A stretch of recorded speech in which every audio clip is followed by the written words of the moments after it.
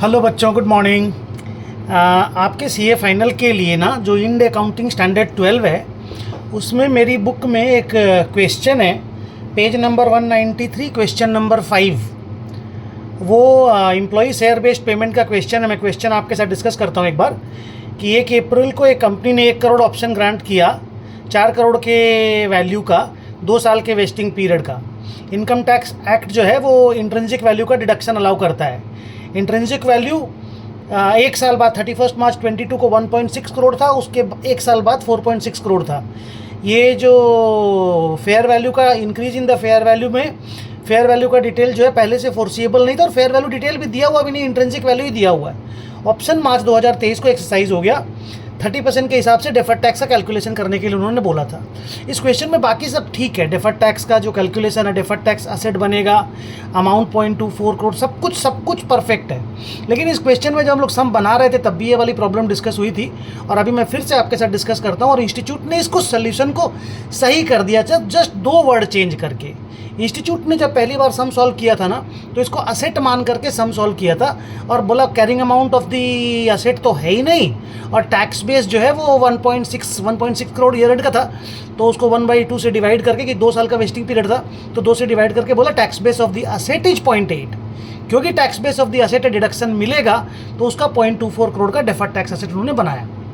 तो 0.24 करोड़ का deferred tax asset बनाने को लेकर के कहीं कोई ऑब्जेक्शन था ही नहीं, बिकॉज डिडक्शन तो मिलेगा।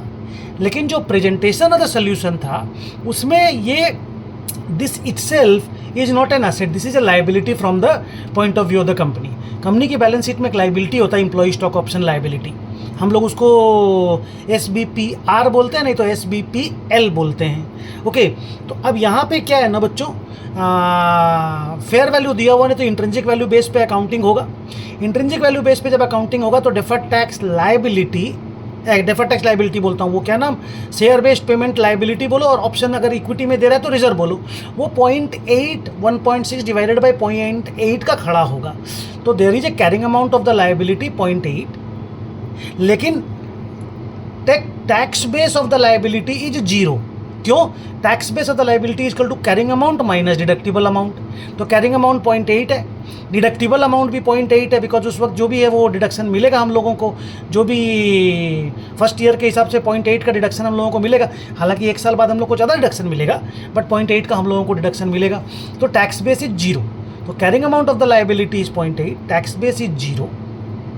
So therefore there will be a deferred tax asset worth 0.24 crore। Timing temporary difference 0.8 का आएगा एंड डेफर्ड टैक्स असेट खड़ा होएगा 0.24 करोड़ का। तो इसमें सोल्यूशन में एक छोटा सा चेंज किया गया है, कैरिंग अमाउंट इज 0.8 होगा, टैक्स बेस इज 0 होगा और लायबिलिटी मान करके सम को सॉल्व करना है, जो कि पहले इंस्टीट्यूट ने असेट मान के सॉल्व किया था। फाइनल आंसर करेक्ट आया था, बस ये छोटा सा चेंज है। तो ये मैंने आपको वीडियो नोट के मार्फत से ये एक्सप्लेन कर दिया और इसका सम और सॉल्यूशन दोनों का PDF अभी इस वीडियो नोट के नीचे मैं आपको भेज दूंगा। ओके, चलो टेक केयर, बाय बाय।